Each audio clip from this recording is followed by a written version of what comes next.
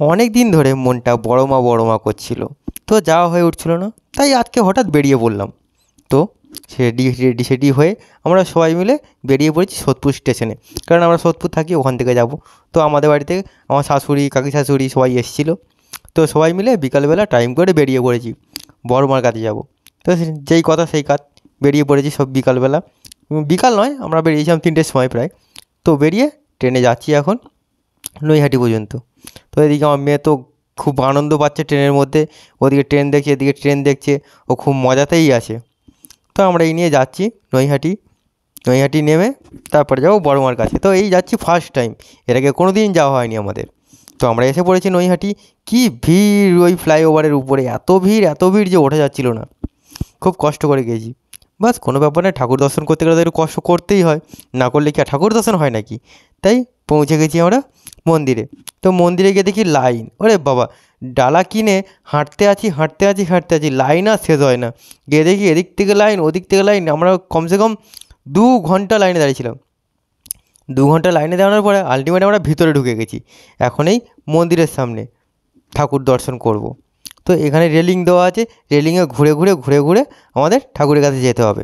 তো দেখছি বেশ ভালোই লাইন টানছে। তো তারপরে উঁকি মেরে ভিতরের দিকে দেখি ওখানে কিছু করে লোক ঢোকাচ্ছে, তারপরে বন্ধ।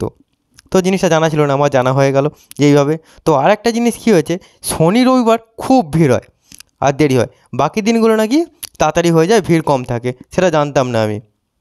তো ওখানে দোকানদাররা বললো যে এরকম শনি রবিবার আসলে প্রচুর ভিড় হয় আর বাকি দিনগুলো মোটামুটি ফাঁকা থাকে। তো এখানে আমরা ঢুকে ওই রেলিং পার করে এসে দাঁড়িয়ে পড়েছি, কেননা ভিতরে ঢুকতে পারছিলাম না।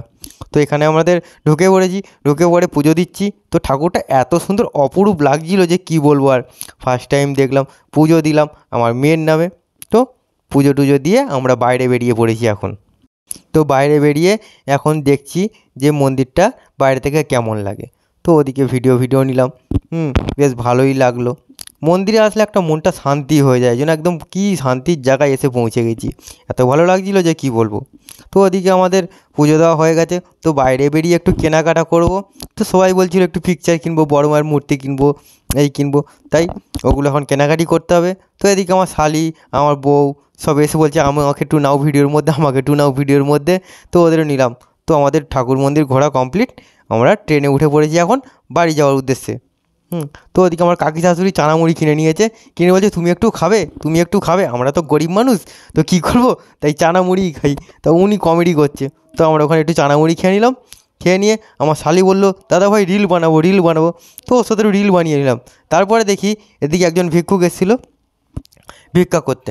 তো এদের বলিহারি, বাচ্চাকে স্কুলে না ভর্তি করে ট্রেনের মধ্যে ভিক্ষা করাটা কোনো মানে হয়? এদের যে কী বলি আর পারি না। তো আমার এই ভিডিও দেখার জন্য চ্যানেলটাকে সাবস্ক্রাইব করে দাও। Next video